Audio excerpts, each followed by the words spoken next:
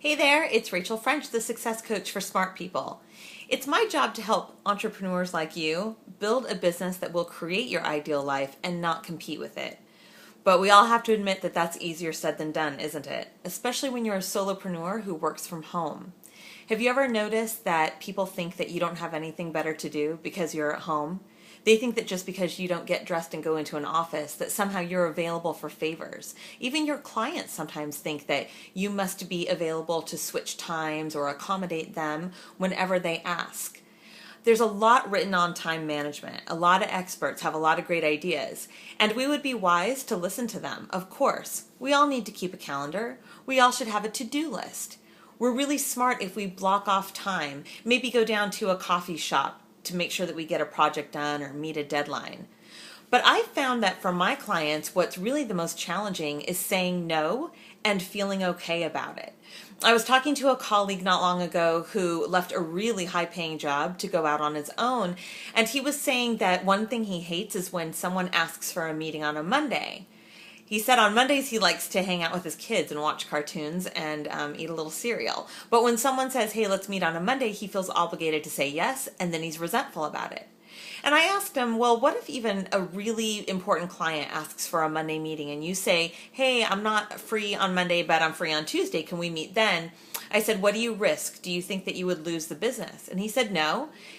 And I said, then what's the problem? And he said, well, I guess I feel a little guilty and maybe even sort of embarrassed because I'm not doing anything very important. Well, my first thought was probably similar to your thought about the time he spends with his kids watching cartoons and eating cereal. Is that time not important? Of course it is. But when you're in the early stages of your business, or even when your business is up and running and things are running really smoothly, sometimes people think that we have more free time than we really do. But the worst part is we think we have more free time than we really do. If you've ever felt obligated to say yes to someone or something because what you're doing is not really that important, I want to invite you to re-examine that and ask yourself if it's really the truth. If you are out and about doing something personal, or you're serving clients, or you're working on your marketing or doing follow-up, or even if you're running errands and cleaning house, that is your time, and everyone only gets 24 hours in a day. So all of the great time management tricks that we have don't do us any good if we don't have the mindset that what we're doing is important, that our time is sacred. And I say that you have to guard your time carefully. Certain blocks of time are sacred.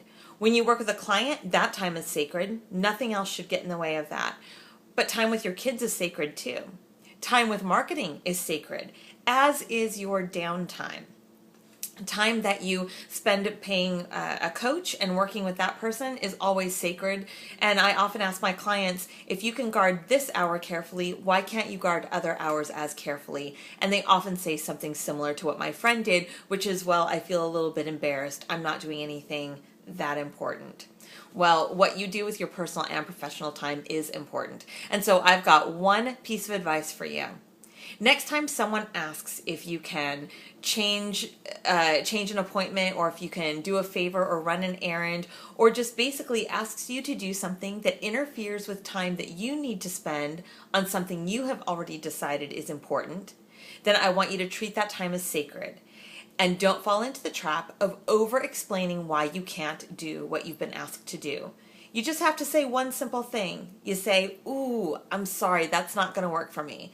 But I'm free Tuesday at 2. Would that work for you? The big trap is over-explaining, and we only do that when we're feeling a little bit guilty and a little bit embarrassed. So what I want you to do is, over the next week or two, be a little more confident about the time that you've carved out as sacred. And frankly, all of it is. That's how you build a business that creates your ideal life and doesn't compete with it, which is by treating every minute and every hour of your life as being just as important as every minute and hour of the lives of your friends, of your colleagues, of your clients. This is Rachel French, the success coach for smart people. Have a great week.